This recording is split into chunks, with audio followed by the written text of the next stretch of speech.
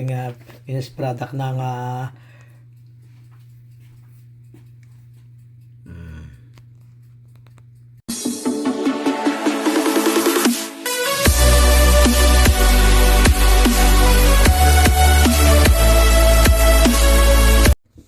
ayan, eto na puto naman ang ating tinitimpla ngayon. At natapos na yung mga order kahapon, doon natin iintay na lang mga pipick up. At may nagre-request pa. Naglilihiw daw yung asawa. Gusto yung sinukmani. Ay, titinan ko may isingit. Maya lang. Tatapusin muna namin itong puto. At ang gaganda ng aming ginawa kaninang kakanin. Ayan, at patuloy na hinahalo.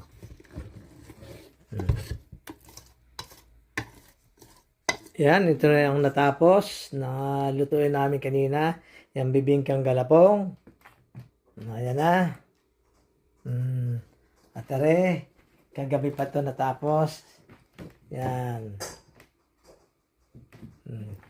Bibingkang may yema at saka rin bibingkang malagkit. Ayan.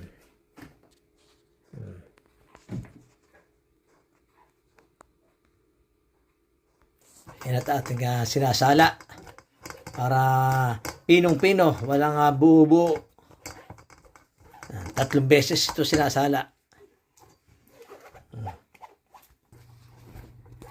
Ayan, at maganda yung nabili naming salan. Napakanipis talaga. Ang iba kasi namin salan dito 3 malalaki yung butas. Yan, ito okay na. Pinong-pino. Yan, at nahalo na natin ulit. At nasala na. At ating checkin kung talagang pinong-pino na. Ayan. Pwede na yan. Pwede. Okay, rest na. Ito nilalagay sa molder. Mamaya.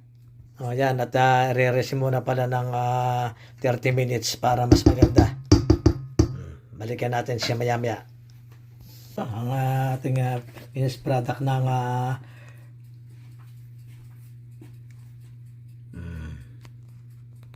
ating bibingkang galapong.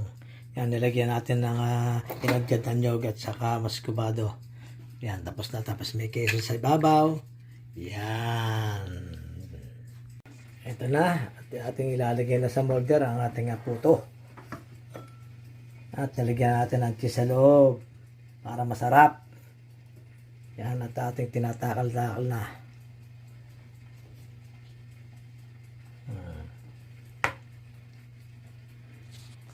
Ganyan na nag-prepare ng puto isa-isa. Pag maraming order, yan, yari ka dito. Yan, talagang takal na takal yan para pantay-pantay pag naluto.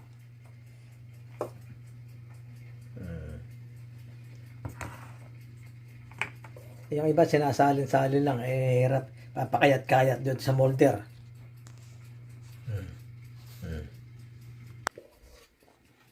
Ating itatakpak para matanggal yung bula. At ating isasalang na. Ayan na. Ayan, saan tatakpan natin. Ayan, tuloy natin mga 10 to 15 minutes. Kaya may balot na tela yung takip para hindi tutulo yung moist dun sa loob ng puto. O yung tray mo. Yan.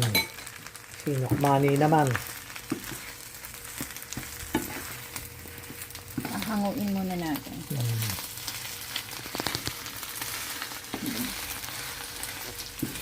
Pinapakuluan natin ating latik. Ayan, at nakaready na ang ating molder.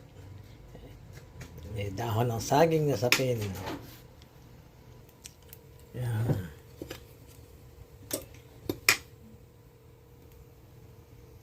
Ayan, at ating imimix na. Ganyan. Mga matrabaho. At nakakangawit ng balikat maghalo.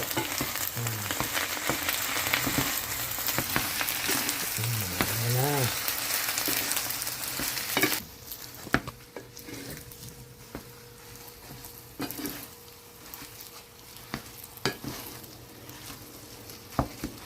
Ayan, at ating nilagay na smolder. Ayan at. Ito na. Ayan na. Kainis na.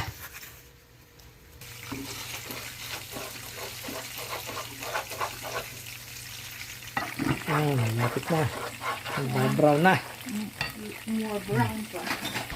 Ayan, at luto na ang ating latik. Wow! Ang ganda. Ganyan-ganyan ang latik sa Batangas eh. Binubudbud sa kalamay. Saka dun sa... Nalimutan ko eh yun. Tamales pala. Yan. Nakabudbud nyo sa ibabaw. Kabalot ng dahon ng saging. Kwadrado. Yan at ating hinihiwa na ng trial ang gulo. Yan. Init eh. Yan na. Okay na. Tatawag na namin na para pick upin. Talagang special request. Tapos na sana eh. Yan na. Ating nilalagay na sa ibabaw. Wow. Ang ganda. Ayan. At tapos na ating sinukmani. Wow. Ang ganda. Ayan.